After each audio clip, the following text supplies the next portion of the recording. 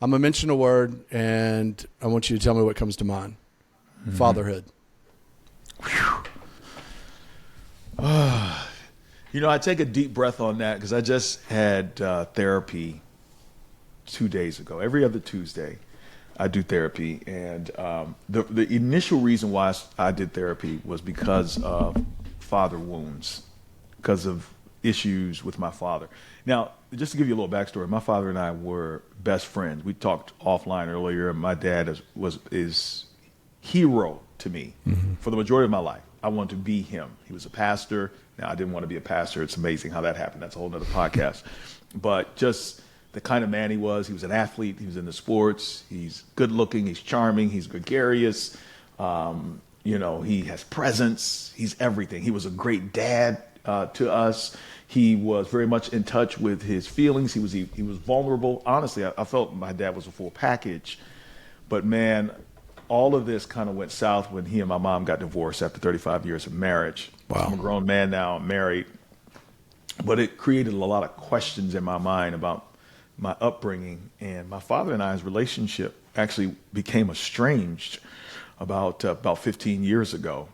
And man, I realized just how much, even as a grown married man in his 40s, the rupture of that relationship had an impact on me. And this is no shade against my mom, but man, there's an influence that dads have on sons and girls alike. But I'm just speaking from my perspective. Mm-hmm.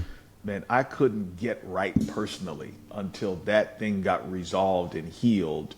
And thankfully, it has been healed. The relationship has been restored. But when you say fatherhood, the first thing that comes to my mind is not necessarily me as a father, but me as a son. And I think a lot of men can relate to that. I'll tell you this, doing all the men stuff that we do, all the men spaces that I'm in, I create a lot of safe spaces for men to talk and to do life together. And I'll tell you this, man, if you want to pick a subject that creates the most emotion, whatever that emotion is, it's joy, disappointment, hurt, pain, anguish, regret. I don't care how old the man is. Start talking about dads. Start talking about fathers. It is, to me, and I think I have some research to back it up. I won't get all empirical on here today, but I'll say this. I cannot think of a relationship that is more impactful on a person's life and their relationships than the relationship that we have with our dads. And even talking about this right now, Robert, I feel my voice getting a little weak, right?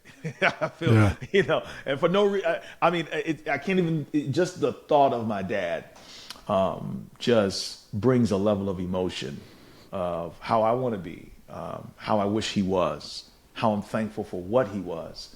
So it's a mixed bag. You love him, but you're disappointed at the same time. And it's that's the first thing that comes to my mind.